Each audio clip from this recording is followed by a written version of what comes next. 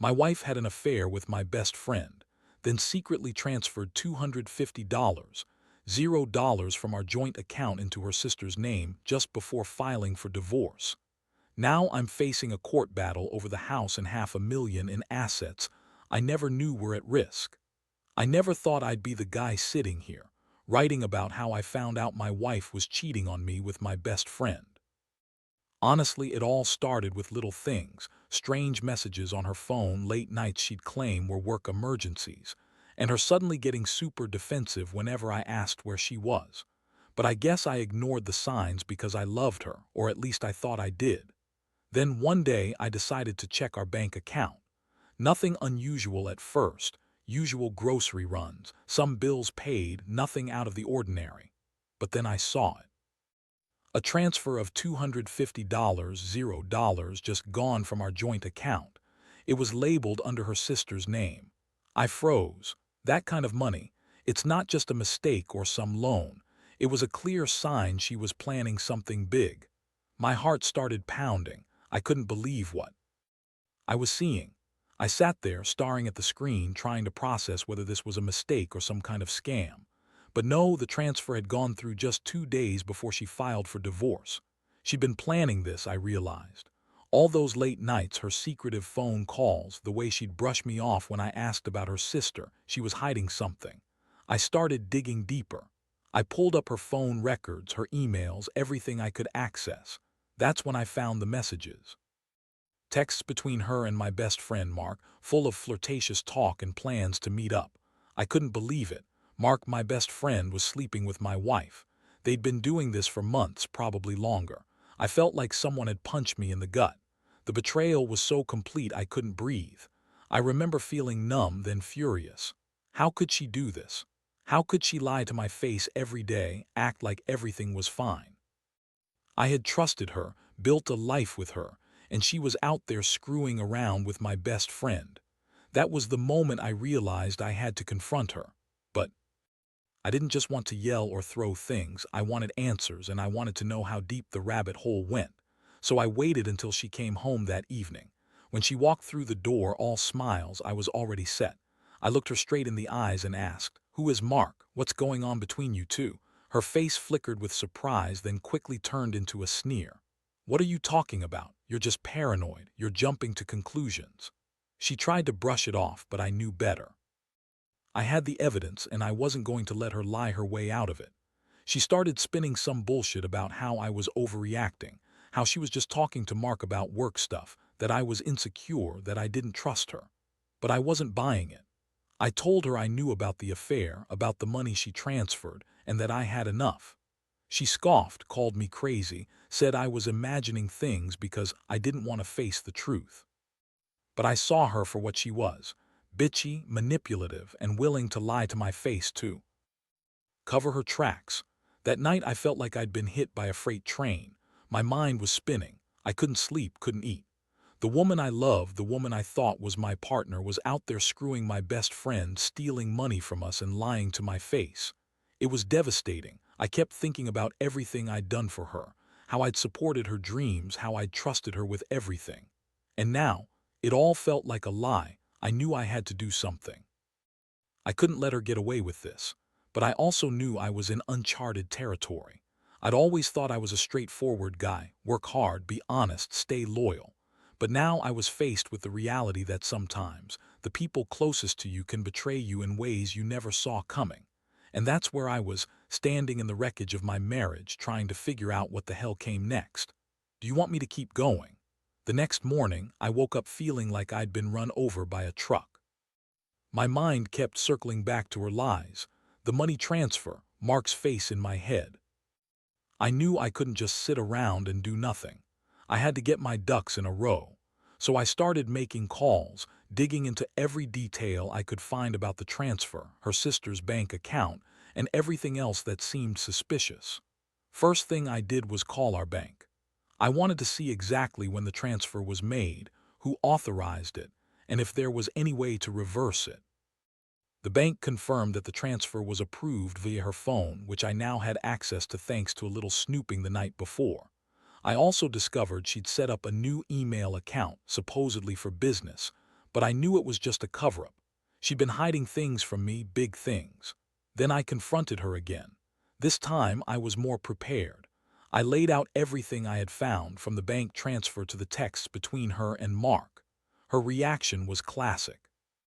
She started with the usual denial, saying I was crazy, paranoid, and that I was just jealous because I didn't trust her. She even had the nerve to call me insecure, which made my blood boil. She tried to spin it as if I was the one who was causing all the drama, but I wasn't buying her bullshit anymore. I told her I had proof, that I knew about the affair, the money, everything. Her face turned red and she snapped back with a sneer. "You're overreacting. It's none of your business. I don't owe you explanations." That's when I saw the bitchy side of her really come out. She was trying to gaslight me, make me doubt myself. But I didn't care. I was done being played. I couldn't shake the feeling of betrayal, but I knew I had to act fast. I called a lawyer that day, told him everything about the affair, the money transfer, her plans to divorce, and her attempt to hide assets. I wanted to protect what was mine. I also decided I'd need to get a forensic accountant involved. I had a gut feeling there was more hidden behind her schemes, more money she was hiding, maybe even other accounts she hadn't told me about. Meanwhile, her attitude started to shift. She became more bitchy, more aggressive. She accused me of spying on her, of not trusting her, of being paranoid. She made it clear she was planning to leave and take everything she could.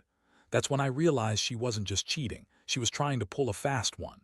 She transferred the money, planned to take the house, and probably had a whole backup plan to screw me over. I remember feeling a mix of anger and sadness. I'd loved her, or at least I thought I did. But now, I saw her for what she really was, a manipulative, selfish woman who was willing to destroy everything we built for her own gain. I felt like my world was collapsing, my trust was shattered. It was one of those moments where you question everything. How did I miss all the signs? How could I have been so blind?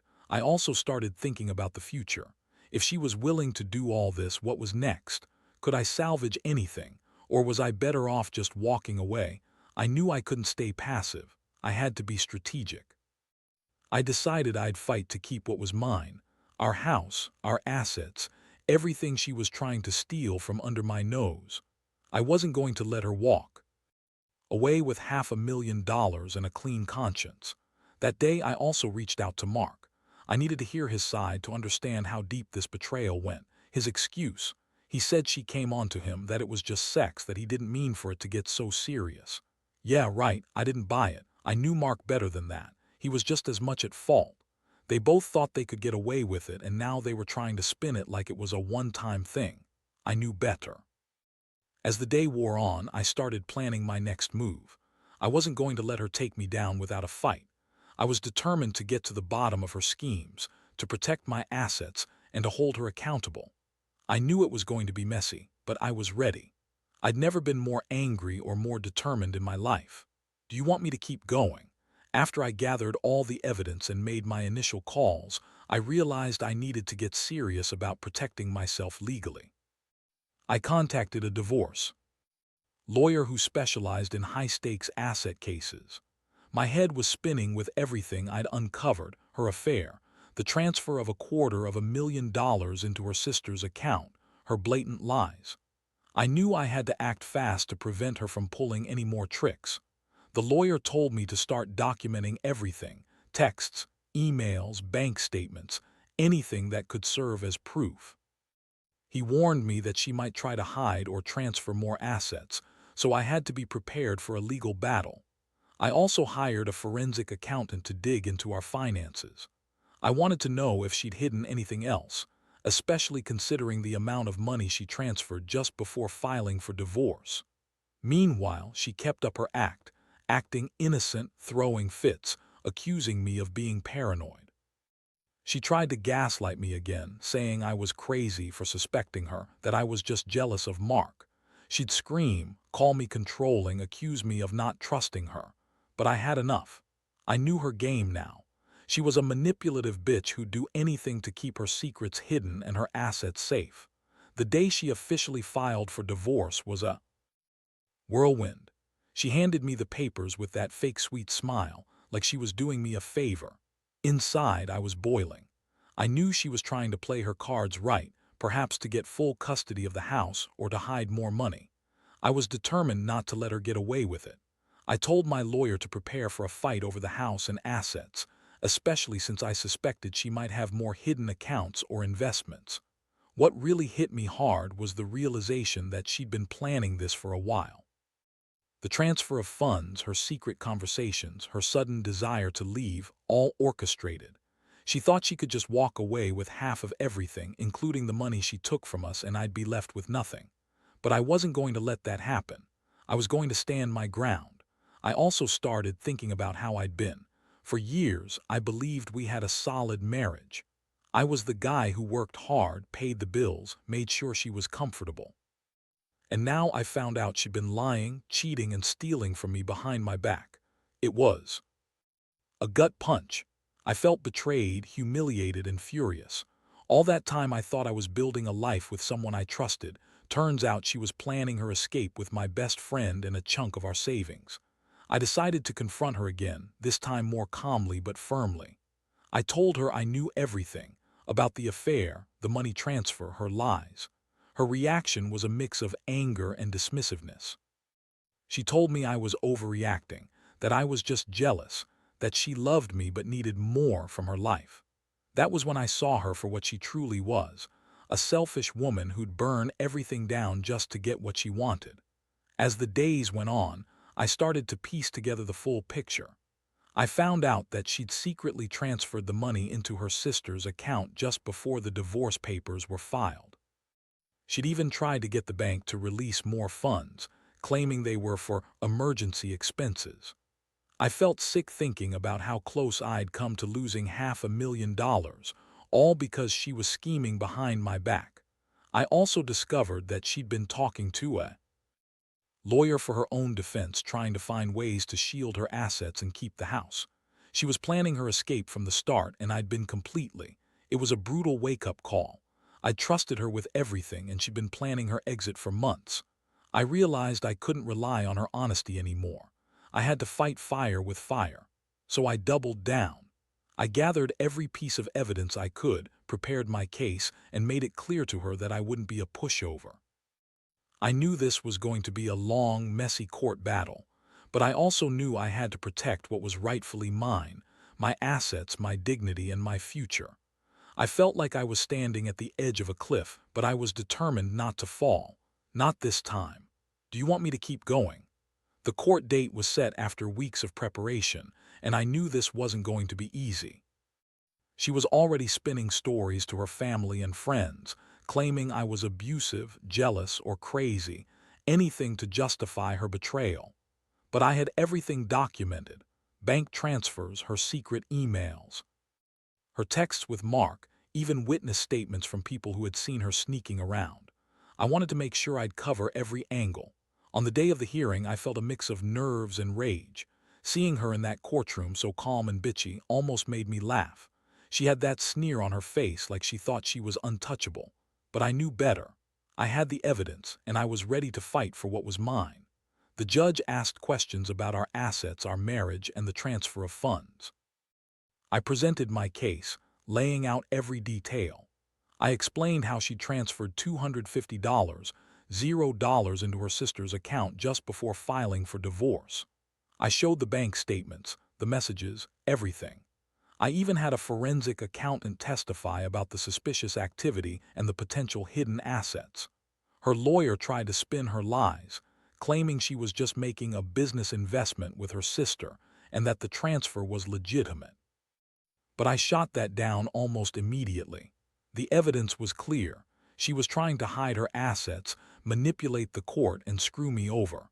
I saw the judge's eyes flicker with skepticism as I laid out the facts. Meanwhile, she kept up her act, acting innocent, blaming me for not trusting her, saying I was controlling. But I wasn't falling for it anymore. I knew her game. She was just trying to buy time, cover her tracks, and get away scot-free. I demanded an order to freeze her assets to prevent her from transferring any more money or hiding anything else. The courtroom was tense. Everyone could see she was rattled. Her sneering attitude had faded slightly, replaced with a hint of panic. I could tell she was realizing her plans were unraveling.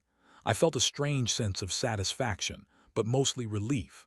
I'd done everything I could to protect myself and my assets. After what felt like hours, the judge finally made a ruling. He ordered her to provide full disclosure of all her accounts and assets. He also granted my request to freeze any further transfers. It wasn't a complete victory, but it was enough to give me some peace of mind, at least for now. That night, I sat alone in my apartment, exhausted but relieved. I knew this was only the beginning of the fight, but I had taken the first real step. I'd exposed her scheme, protected what was mine, and made her face the consequences of her actions. I realized I'd been trusting her blindly for years, but I also understood I had to pick up the pieces and rebuild. I kept thinking about how much I'd trusted her, how she'd lied to my face, and how she'd planned her escape while I was clueless. It hurt, but it also made me stronger. I knew I couldn't change the past, but I could control what came next. I'd learn from this, and I'd make damn sure I never got like this again. The next few days were a blur of meetings with lawyers, calls with the forensic accountant, and trying to keep my head straight. I was angry, so angry I could barely sleep some nights, but beneath that there was a strange sense of clarity. I realized I'd wasted so much time trusting someone who didn't deserve it. I'd been loyal, patient, and honest, and she'd betrayed all of it. Now, I was starting to see the path forward. I'd fight to get my fair share, and I'd make sure she couldn't just walk away with everything. I'd rebuild, even if it meant starting from scratch. The betrayal was brutal, but it also woke me up. I knew I'd come out of this stronger, more cautious, more aware of who I could trust, and more determined not to let anyone screw me over again. Do you want me to keep going? The weeks that followed were a whirlwind. The court proceedings dragged on, and every day seemed to bring another surprise or complication. She was doing everything she could to drag the process out, filing motions, claiming she was not in the financial position she was in, trying to hide more assets, I guess. But I had my team of lawyers and the forensic accountant on my side, so I wasn't going down without a fight. In the meantime, I started the process of moving on emotionally. Not that I had much choice. My trust was shattered, and I felt like I'd been punched in the gut every time I remembered what she'd done. Still, I knew I had to keep my head clear if I wanted to get through this mess. I threw myself into work, trying to drown out the chaos, and made plans to start fresh. But every so often I'd get hit with a fresh wave of anger, thinking about her sneaking around, lying to my face, then stealing from us just before she bylaid. One day I found out she'd transferred even more money, this time into an offshore account she'd set up under a fake name. I wasn't surprised. She'd been planning her escape for months, probably even before she filed for divorce. I felt like I was fighting a ghost, always a step behind her schemes. But I also realized I couldn't let her keep controlling the game. I had to be smarter, more strategic. I worked with my lawyer to get a court order to compel her to disclose all her accounts and assets. It took some time, but eventually she was forced to reveal everything. What I saw shocked me to my core: more hidden investments, accounts in her sister's name, even some cash stashed away in secret locations. She'd been planning her exit for a long time, and I'd been completely blind to it. The final hearing was intense. We went back and forth over every detail: who owned what, who transferred what, and what she'd hidden. I demanded full custody of the house, full access to our assets, and a fair division of everything she tried to conceal. She sat there, bitchy and defensive, trying to maintain her composure, but I could see the cracks in her facade. She was realizing her plans were unraveling faster than she'd hoped. When the judge finally rendered the verdict, I felt a mixture of relief and exhaustion. He ordered her to pay back the transferred funds, to give full disclosure of all assets, and to stay away from any further financial transactions until the case was settled. He also awarded me primary custody of the house, which was a huge relief. I knew the fight wasn't over, but I had at least taken the first major step to protect myself and my future. The aftermath was I moved into a new place, started rebuilding my life one day at a time. The betrayal still stung. I kept replaying the moments I'd trusted her, only to realize she'd been lying all along. I felt betrayed, angry, and hurt, but I also felt a strange sense of empowerment. I'd faced everything head-on, refused to let her manipulate me anymore. Sometimes I'd see her around town and I'd feel that old anger bubbling up, but I also knew I had to let go of the past. I learned a lot during this nightmare, about trust, about money, about how far some people will go to cover their tracks. I realized that in the end, the only person I can really rely on is myself. Looking back, I wish I'd seen the signs earlier. I wish I'd been more cautious. But I also know that I did everything I could to fight for what was rightfully mine. I survived her betrayal and I'm stronger now because of it. If there's one thing I'd tell anyone in a similar situation, don't ignore the red flags. Trust your instincts, get the right legal help, and never let anyone take advantage of you. Because, at the end of the day, your peace of mind and integrity are what matter most. Do you want me to go on with the final part? Looking back now, I realize how much this nightmare changed me, not just legally but personally. I used to be trusting, maybe even a little naive about people's intentions. Now I'm more cautious, more aware that some people will do anything to get what they want, even if it means destroying everything in their path. The betrayal by my wife, especially after trusting her for so many years, cut deep. But I also learned that I'm capable of fighting back, of standing my ground when it counts. The whole experience taught me a hard lesson about money, too. I used to think that if I worked hard, played by the rules, I'd be safe. Turns out, that's not always enough. People can be sneaky, and assets can be hidden in places you never imagined: offshore accounts, fake names, secret investments. I learned to pay attention, to ask questions, and to protect myself better. The money she transferred, $500,000, was a wake-up call. That kind of cash can disappear in an instant if you're not vigilant. Most of all, I learned about the importance of self-respect. I spent so many years building a life with her, giving her everything I had. And she threw it all away for some affair and quick cash, but I refused to let her define me. I'm rebuilding my life now, focusing on my career, my friends, and my own happiness. I know I ever fully forget what happened, but I will move on stronger, wiser, and more cautious. In the end, I'm grateful I caught her before she took everything. The house, the savings, my future. The legal fight was brutal, but it was worth it. I got what I deserved, what I worked for, and I made sure she didn't walk away with a single cent she didn't earn honestly. Sometimes you just have to face the storm head-on, even if it's messy and painful, because only then can you truly start healing. To anyone out there dealing with betrayal, I'd say this: trust is important, but so is protecting yourself. Keep records, get legal help, and don't be afraid to fight for what's rightfully yours. It's brutal, it's unfair, and sometimes it feels like the world is against you. But you're stronger than you think. And in the end, the truth will come out. You just have to be ready for it. I'm still healing, still rebuilding, but I know I'll come out of this better than before. Because what this nightmare taught me is that no matter how deep the betrayal, you can always pick yourself up, learn from it, and move forward, and that's what I plan to do.